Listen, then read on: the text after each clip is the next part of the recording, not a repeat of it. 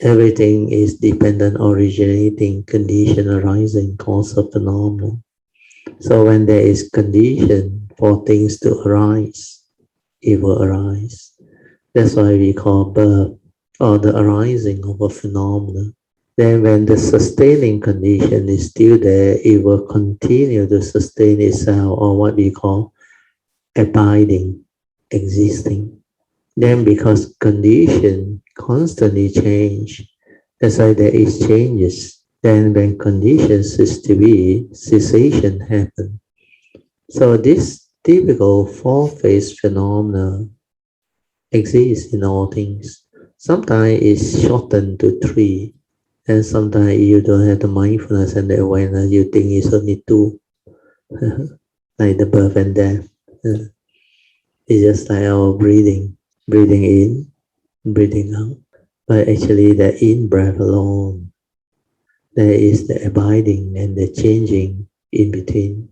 So it's not only the breath arise, because this breathing is a mechanism within our physical body. Without the breath, we will suffocate and die. This breath is very important. The breath is like life. This is the source of oxygen that we take in. That's why when you are in a place where the environment is very polluted and there is not much ventilation, not much oxygen, then you will die, you cannot survive. So all this we can see. So the breath alone, the every breath, whether it's the in-breath or the out-breath, you have the four-phase phenomenon. When it reaches the end of the in-breath, it ceases, and the out-breath arises again. It will arise, abide, changes, and cease again. So these are the typical four-phase movement within every phenomenon.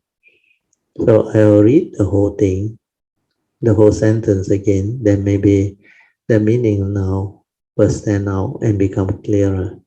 Everything or every phenomena, they arises, abide, changes, and ceases, constantly changing, endlessly passing by in the space of a thought without pause.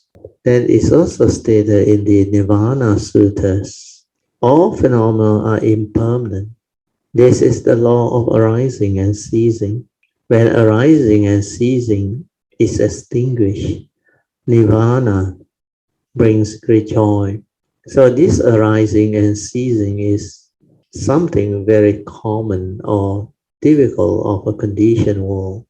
That's why in my teaching, they have this 缘起缘灭 or 不生不灭. So within the conditioned world, you have the arising and the ceasing, 生灭, 缘起缘灭, because 一因缘法. Then when conditions is to be, it extinguish, 不生不灭, means no arising, no ceasing. That is the unconditioned.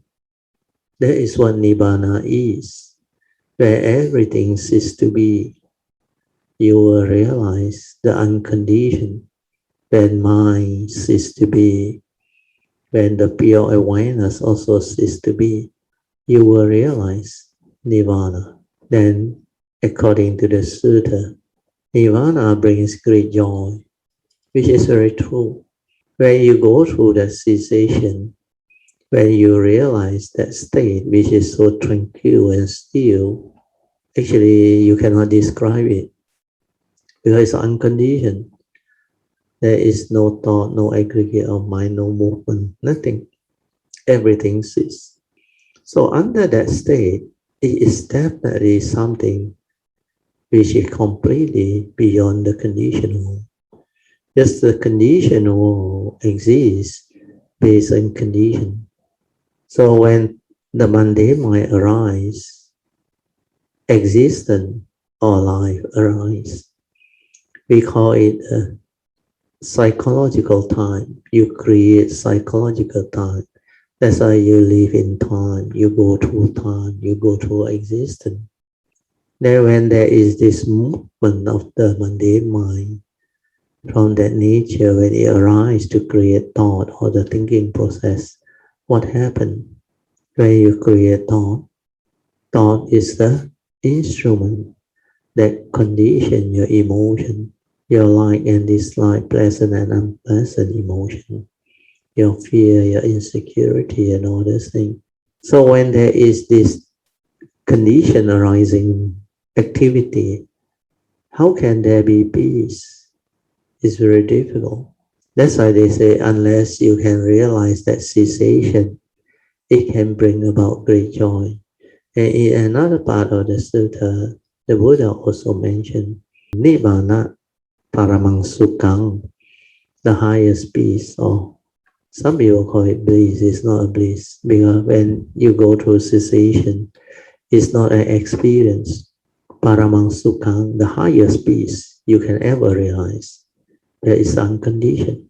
So nothing within the conditioned world, even your jhanic experience, tranquility and stillness of mind, you cannot compare with that type of peace.